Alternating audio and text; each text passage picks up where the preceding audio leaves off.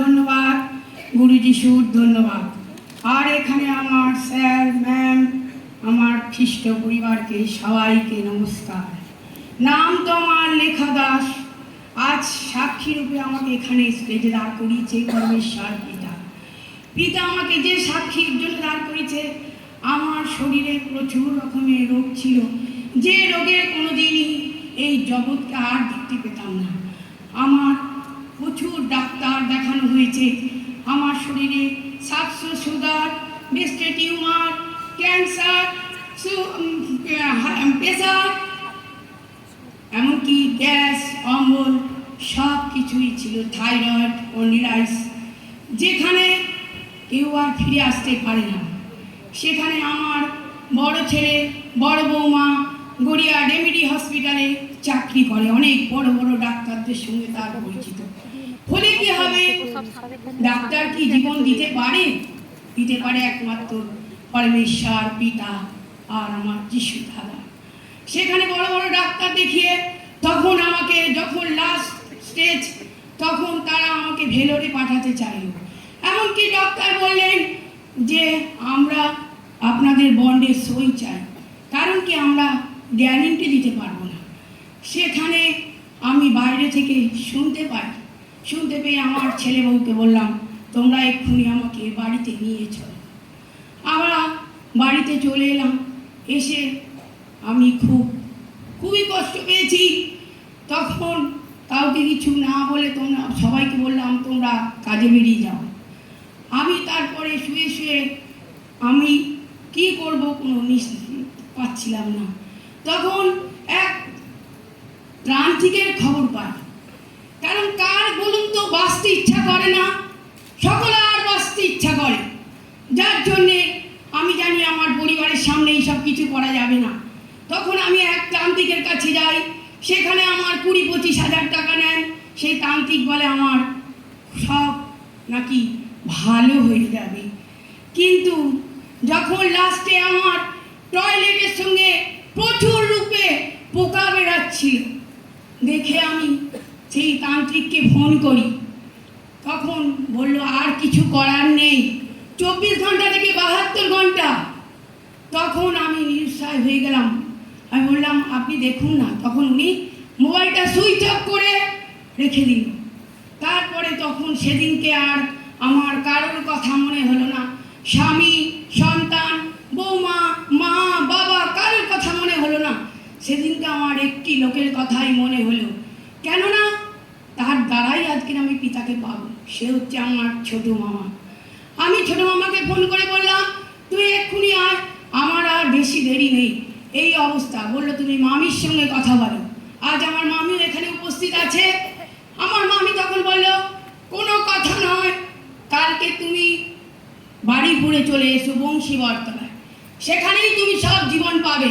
আর কোনো কথা তোমার সঙ্গে বলতে চাই না।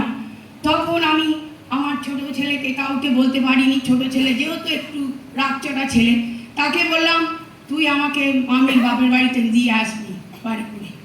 সেখান থেকে আমাকে দিয়ে আমার ছেলে গাড়িতে করে চলে গেল। তখন মামিকে বললাম এখান থেকে কত দূর? বললো 1 মাইল রাস্তা। কিন্তু আমার তো হাঁটার ক্ষমতা ছিল না। তখন মামিকে বললাম একটা গাড়ি করো। মামি বললো না, তোমাকে এখান থেকে হেঁটে হেঁটে যেতে হবে, তবেই তুমি পিতার মহিমা পাবে। সত্যি তাই। মামি আমাকে হাত ধরে টানতে টানতে সেই মণ্ডলীতে নিয়ে যায় বংশীবরতলায়।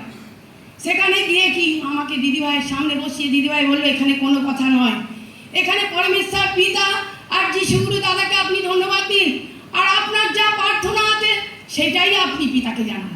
সেদিনকে কিন্তু আমি কারোর কথা ভাবিনি। সেদিনকে পরমেশ্বর পিতাকে বললাম আপনাকে চিনি না, জানি না, দেখিনি কোনোদিন, কিন্তু আমার বাঁচতে ইচ্ছা আছে পিতা। তা আপনি আমার জীবন দিন, সুস্থ জীবন দিন, উত্তম জীবন দিন। আর নয়তো আজকেরই আপনি আমাকে সুস্থ জীবন দিন, আর নয়তো এইখান থেকেই আমার লাশ বেরোবে পিতা। আমি আর এই জীবন নিয়ে বাড়ি যেতে চাই না।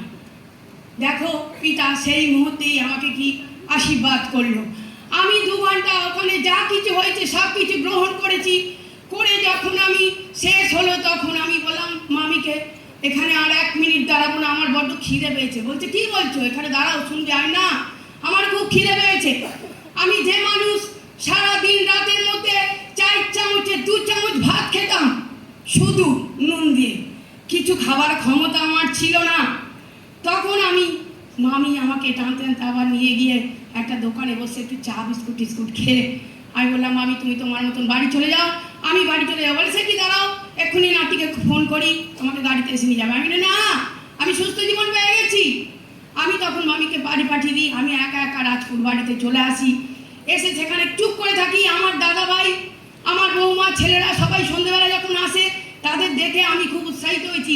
আমি রান্নাঘরে চলে যাই, গিয়ে চা বসাই। তখন আমার বড় ছেলে আর বড় বৌমা বলছে, বাবা এর আবার কি হলো? তখন আমার দাদা ভাই বলল, দেখ আবার কোন গুণিকের কাছে গেছে, কোন তান্ত্রিকের কাছে গেছে, দেখ আবার কত টাকা খরচ হবে। তা বললো, না, গুণিক নয়, তান্ত্রিক নয়, এ আমার পরমেশ্বর পিতা, আমার বাবা দাদাকে আমি পেয়ে গেছি। তখন আমি গিয়ে বললাম, তোমরা ঘরে বসো, আমি আসছি। বলে রান্নাঘর থেকে চা করে নিয়ে ঘরে বসাই, সবাইকে বলি। সেই মুহূর্তে সবাই বিশ্বাস করে নিল আমার একটা কথা। আমার দাদা ভাই বলল, তুমি তাহলে জীবন পাবে? আমি বলি, জীবন আমি পেয়ে গেছি, আমি জীবন পেয়েই এসছি এখানে। তখনই আমাকে কি বললো, ঠিক আছে বলে আমি রাত্রিবেলা খেয়ে দিয়ে শুয়ে পড়ি। রাত্রি 1:30টার সময় আমার জিভ বেরিয়ে যায়। তখন আমি দাদাভাইকে হাঁচা করে আমি ডাকতে শুরু করি। দাদাভাই বলল, তোমার পিতা আছে না, তোমার দাদা আছে না, কিচ্ছু হবে না, দাঁড়াও। বলে আমার দাদাভাই একটা কাঁচি নিয়ে সেই কতগুলো গয়না পরিয়ে দিয়েছিল না সেই তান্ত্রিক মহাশয়, গলায়, কোমরে, হাতে কতগুলো মাদুলি গয়না, তা সেই গয়নাগুলো যখনই কেটে সেই পুকুরে 3তলা থেকে 1তলা ডোবায় ফেললো আমার দাদাভাই, তখনই আমার একটা বড় নিঃশ্বাস পড়ে। আমি কি জীবন পেয়ে গেলাম। তারপর দিনকেই সকালবেলা 1:30টার পরে সকালবেলা উঠে যখন বাথরুমে যাই, আমি দেখলাম আর আমার টয়লেটের সঙ্গে কোনো পোকা আসলো না। কত রূপের পোকা ছিল, কত গাদা গাদা পোকা থোকা থোকা পড়তো। পুকুরে 3তলা থেকে 1তলা ডোবায় ফেললো আমার দাদাভাই, তখনই আমার একটা বড় নিঃশ্বাস পড়ে। আমি কি জীবন পেয়ে গেলাম। তারপর দিনকেই সকালবেলা 1:30টার পরে সকালবেলা উঠে যখন বাথরুমে যাই, আমি দেখলাম আর আমার টয়লেটের সঙ্গে কোনো পোকা আসলো না। কত রূপের পোকা ছিল, কত গাদা গাদা পোকা থোকা থোকা পড়তো, সেই একটাও পোকা নেই। এমনকি আমার বেস্টে টিউমারও নেই, কিছু নেই। এখন আমি আর ওষুধ খাই না।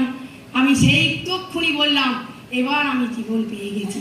তা আমার পরমেশ্বর পিতা এতটাই আশীর্বাদ করেছে, এখন আমি রান্না টান্না করছি একটা ছেড়ে, আমি 34 থেকে 35 36টা মণ্ডলী করছি, ছুটে বেড়াচ্ছি। সবাই আমাকে বলছে, দেখো রেলগাড়ি ছুটছে। তা পরমেশ্বর পিতা আমাকে এতটাই আশীর্বাদ করেছে, গুরু যিশু এতটাই আমাকে আশীর্বাদ করেছে।